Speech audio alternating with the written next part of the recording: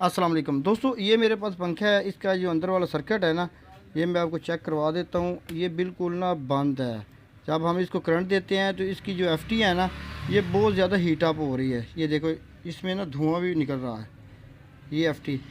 तो जब भी पंखा आपका झटके लगाए या इस तरह जनाब इसकी सर्किट वगैरह गर्म हो ना, तो इसकी ये एफटी का मसला ज़्यादातर आता है। तो मैं अभी इसको उतार के मैं दूसरी लगाता हूँ। अब देखिए, इतनी गर्म हो गई है कि मैं इसको इससे भी मैंने उठा लिया है। अब धुआं इसका ख़त्म हो गया है। अब हम जनाब इस एफटी की जगह पे दूसरी ये एफटी लगाएंगे। ठीक है, ये एफटी मैं अभी आपके सामने लगाऊंगा तो ये पंखा बिल्कुल ओके हो जाएगा।